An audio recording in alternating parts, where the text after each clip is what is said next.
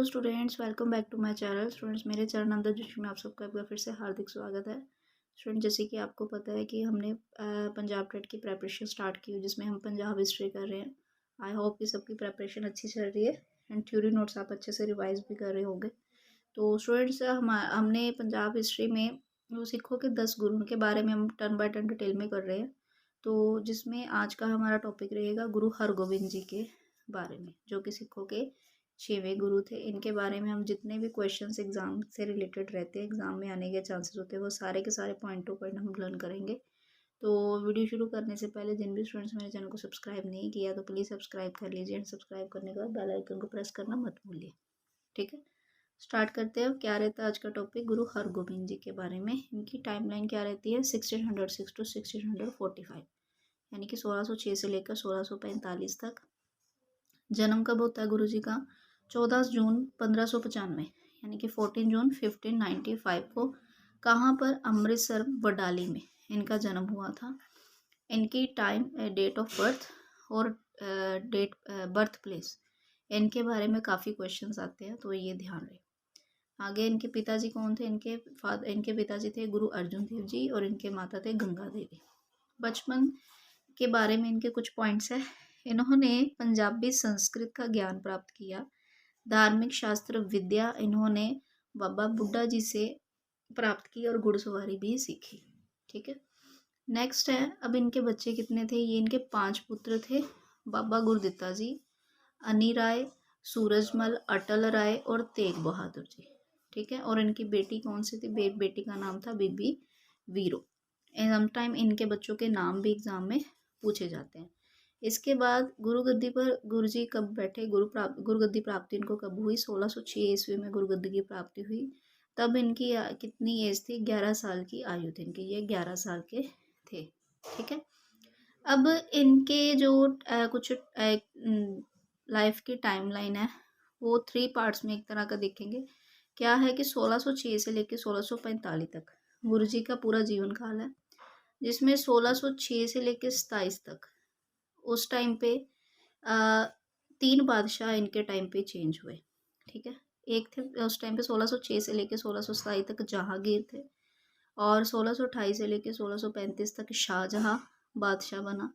उसके बाद 1635 से 1645 तक गुरुजी कीरतपुर आए, यानी कि गुरुजी का जो जीवन काल है एक तरह का 3 पार्ट्स में डिवाइडेड है। कि 16 जब जहांगीर बादशाह था उस टाइम पे गुरुजी के जीवन काल में क्या क्या घटनाएं हुई, और जब शाहजहां बादशाह था उस टाइम पे गुरुजी के जीवन में क्या क्या घटनाएं हुई, और एट लास्ट में जब 1635 में 1645 तक गुरुजी जब कीरतपुर में आए, तब उस टाइम पे उनके जीवन में क्या क्या घटनाएं हुई, इन सब के बारे में हम डिटेल में करेंगे। आगे है स्टूडेंट के सिख धर्म के विकास में इनका बहुत ही इम्पोर्टेंट योगदान था। इन्होंने मीरी पीरी की नीति स्टार्ट की।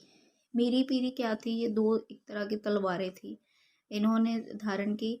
मीरी का काम क्या था? दुनियावी सत्ता की प्रतीक थी वो, और जो पीरी तलवार थी वो धार्मिक अगुवाई की प्रतीक थी। सम टाइम मीरी और पीरी की दोनों की प्रतीकता भी पूछी जाती है कि ये किस के प्रतीक थी। ठीक है, तो इन दोनों को ध्यान में रखिए। यहाँ से क्वेश्चन निकल रहा है कि मीरी पीरी की नीति स्टार्ट किसने की? तो गुरु हरगोबिंद जी ने की थी।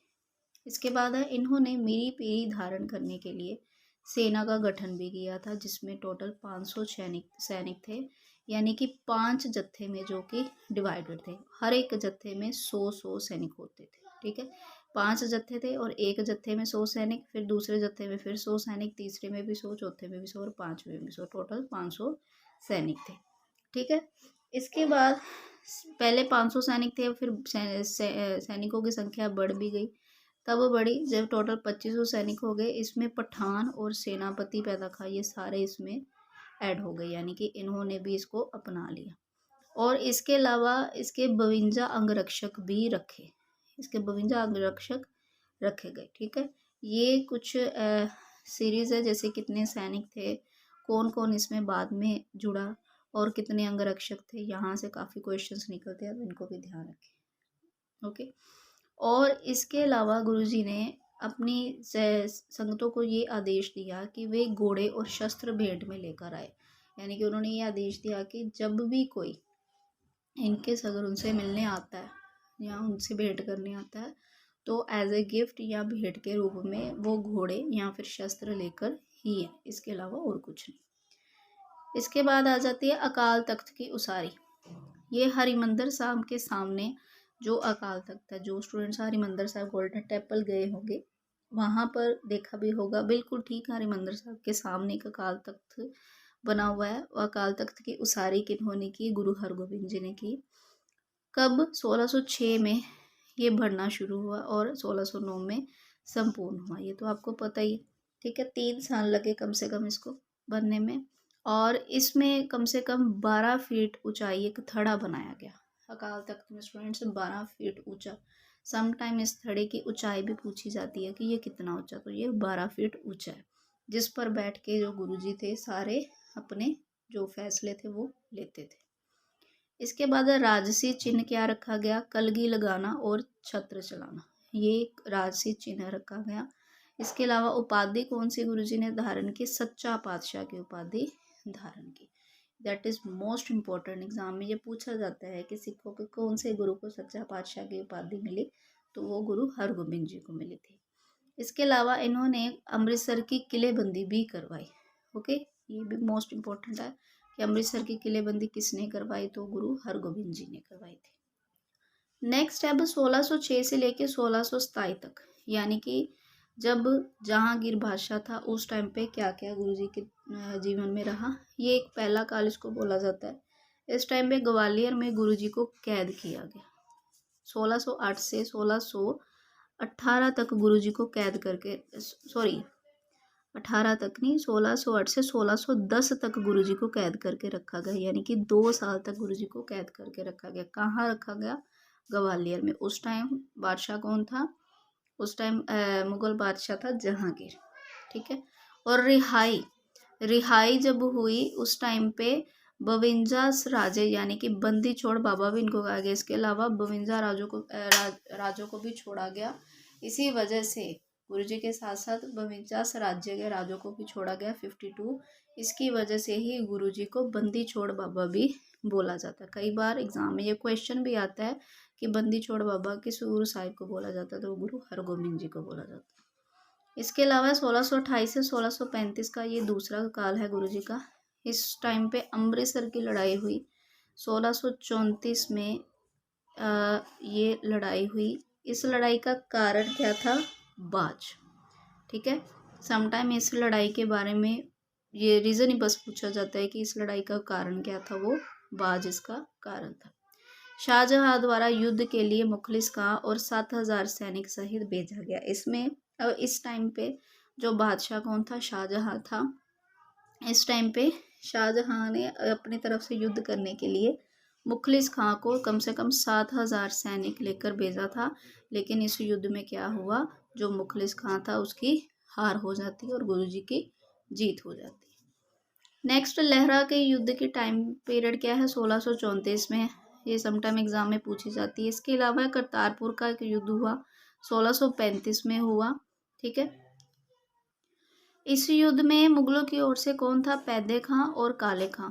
और गुरुजी की तरफ से बाबा गुरदित्ता जी और गुरु तेग बहादुर जी ने युद्ध किया, जिसमें क्या होता है, जो कि मुगलों की क्या हो जाती है? इनकी हार हो जाती है और सिखों की फिर से गुरुजी की जीत हो जाती है। फगवाड़ा का युद्ध कब हुआ? 1635 में। इसकी कई बार एग्जाम डेट पूछी जाती है। आगे क्या आ जाता है? 1635 और 1645 का टाइम का, ये तीसरा काल था गुरुजी के टाइम का। ये तीसरा काल था। इसमें क्या है? कीरतपुर के बारे में कुछ पॉइंट्स है। ये कहलूर का राजा उस टाइम पे कल्याण चंद था। इसने क्या किया? गुरुजी को भूमि भेंट की। जब ये गुरुजी से मिलने आया तो इसने कीरतपुर में गुरुजी से जब मिलने आया तो इसने गुरुजी को भूमि भेंट की थी, ठीक है। ये जो तीसरा काल है, इस टाइम पे गुरुजी ने अपना जो जीवन था वो सारा कीरतपुर में ही बिताया। वहाँ पर ही एक कहलूर का राजा जो कल्याण चंद था गुरुजी से मिलने आया, वहाँ पर उनको भेंट में उसने भूमि दी। इसके अलावा गुरुजी ने उत्तराधिकारी अपने नियुक्त किए, यानी कि बाबा गुरदित्ता जी के जो पुत्र थे हर राय जी, बाबा गुरदित्ता जी के जो पुत्र थे हर राय जी, इनको गुरु हरगोबिंद जी ने क्या किया? हर राय जी को उत्तराधिकारी नियुक्त किया और एट लास्ट में आकर गुरुजी 3 मार्च 1645 को ज्योति ज्योत समा गए। ठीक है, तो स्टूडेंट्स गुरु हरगोबिंद जी के बारे में जितने भी इम्पोर्टेंट पॉइंट्स थे वो सारे के सारे हमने डिटेल में किए। अगर किसी को भी कोई डाउट है तो प्लीज़ मुझे कमेंट में पूछिए, एंड अगर आपको वीडियो अच्छी लगती है तो प्लीज़ वीडियो को लाइक करिए एंड शेयर ज़रूर करिए। मिलते हैं नेक्स्ट वीडियो में। बाय।